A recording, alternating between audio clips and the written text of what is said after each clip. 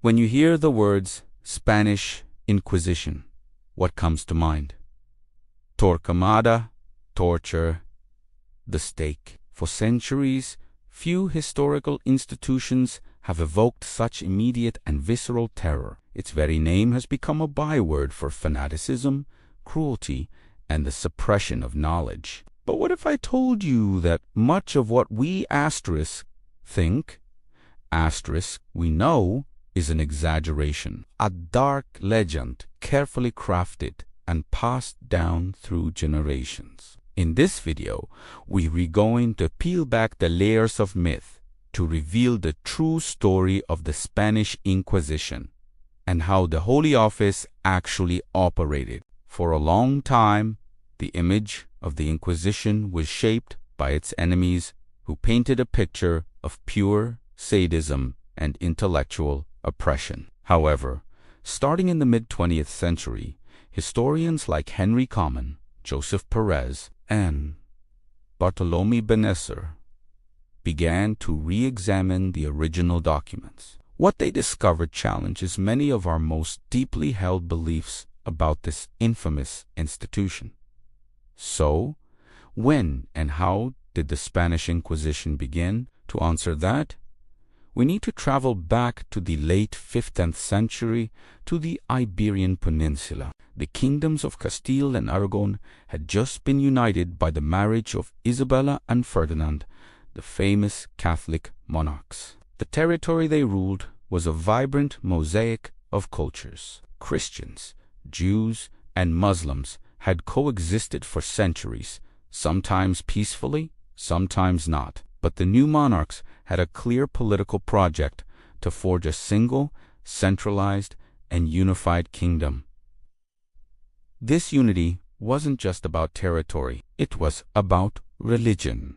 In this climate, the converso problem became a major concern for the crown. Conversos were Jews and their descendants who had converted to Christianity, often under immense social and political pressure.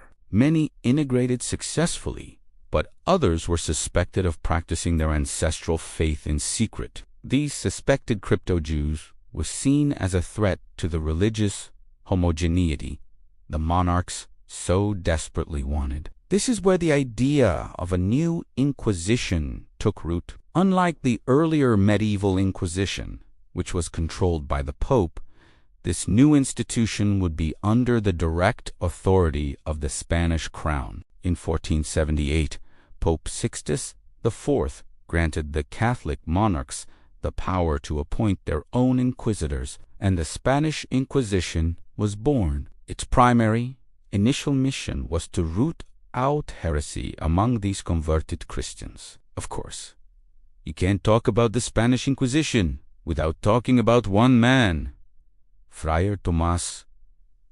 His name has become practically synonymous with terror and religious zealotry, and for good reason. He was the first Inquisitor General, the supreme authority of the institution, and the architect who transformed it into the fearsome and efficient machine of control that it would become.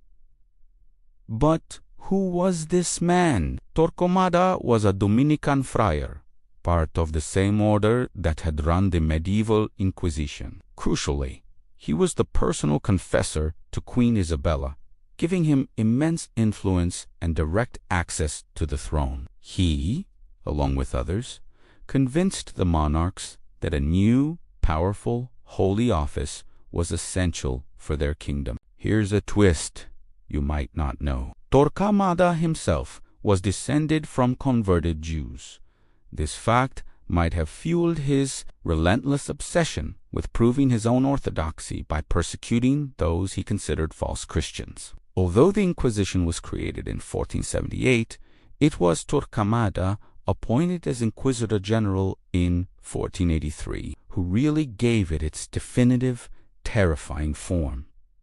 His role wasn't just that of a judge. He was, above all, a ruthless and brilliant administrator. He centralized its power, creating the Council of the Supreme and General Inquisition, known simply as the Supreme. This unified all the local tribunals under one single authority, making the Inquisition the only body with jurisdiction across all the diverse kingdoms of Spain. He also literally wrote the rule book. Torquemada drafted the procedural manual that all inquisitors had to follow. These instructions detailed everything: how to make arrests, how to conduct interrogations, and even how and when to apply torture. He built the bureaucratic engine of the Inquisition.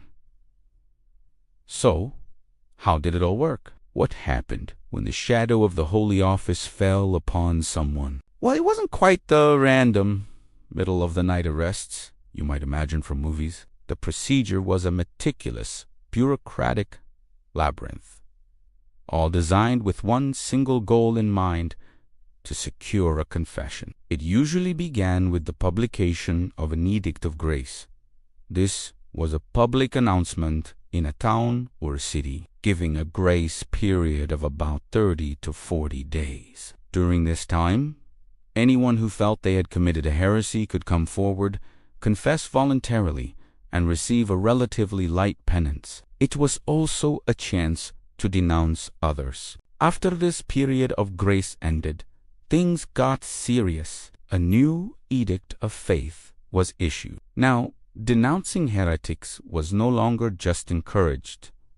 It was a religious obligation. Anyone who knew of heretical acts and failed to report them could face excommunication themselves. This system turned neighbors against neighbors, creating a pervasive atmosphere of suspicion and fear. Friends, family members, and business rivals could all become anonymous accusers. Once a denunciation was made and corroborated by other witnesses, inquisitors would deliberate. If they found sufficient cause, they would issue an arrest warrant. The accused person's property and assets were immediately seized by the Inquisition. This was a crucial point, as it not only crippled the accused's ability to mount a defense, but also funded the entire operation. The Inquisition paid for itself through the confiscation of property. The accused was then taken to an inquisitorial prison. These weren't necessarily the dark, dripping dungeons of legend. In fact, some records suggest they were often cleaner and better run than the common royal jails. But they had one defining feature: complete isolation. The prisoner was held incommunicado, cut off from the outside world. They weren't even told what they were accused of or who had accused them. Imagine the psychological pressure. You're arrested, your property is gone, you're alone, and you have no idea why you're there. The interrogations would begin with the inquisitors pressing you to search your conscience and confess your sins against the faith. The goal was to break the prisoner down mentally, to make them confess to something, anything, just to end the uncertainty and isolation. This psychological torment was often the Inquisition's most effective tool. But what if the confession didn't come? That's when the Inquisition would turn to its most infamous method: torture. Now, it's important to be precise here. The Spanish Inquisition did not invent torture, nor did he use it more than secular courts of the time. In fact, its use was, in theory, strictly regulated. It could only be used to confirm existing evidence, not as a fishing expedition. It was supposed to be applied only once, although this rule was often cleverly bypassed by suspending a session and resuming it later. The sessions were recorded in painstaking detail by a notary who wrote down every question, every answer, and every scream. 3 methods were most common. The first was the asterisk, POTRO asterisk, or the rack, where the victim's limbs were slowly stretched. The second was the asterisk toca asterisk, or water torture, a form of waterboarding where a cloth was forced down the victim's throat and water was poured over it, simulating drowning. The third was the asterisk garuca asterisk, or strapedo, where the accused's hands were tied behind their back, and they were hoisted into the air by a rope, then suddenly dropped, dislocating their shoulders. While horrifying, the goal of torture wasn't necessarily to kill, but to extract a confession. Once a confession was obtained, whether true or not, that trial could proceed to its final state. The final public phase of the process was the asterisk autoda f, which means act of faith. These were large theatrical public ceremonies, sometimes attended by royalty. They were a form of religious and political propaganda designed to showcase the power of the church and the crown, and to reinforce Catholic orthodoxy in the minds of the public. During the autoda f, the sentences of the accused were read aloud. The punishments varied widely. For those who confessed early and were reconciled, penalties might include a fine, public whipping, or being forced to wear a asterisk San Benito asterisca, special penitential garment for a period of time. The most severe punishment, being relaxed to the secular arm, was reserved for unrepentant heretics, and those who relaxed is a chilling euphemism. It meant the Inquisition, as a religious body, would not kill the person themselves. Instead, they handed the condemned over to the state authorities to be burned at the stake. So, how many people actually died? This is where the black legend really took hold, with early Protestant propaganda suggesting millions of victims. Modern historical research, based on the Inquisition's own records, presents a very different picture. Over its entire 350-year history, historians estimate the number of people executed to be somewhere between 3,000 and 5,000.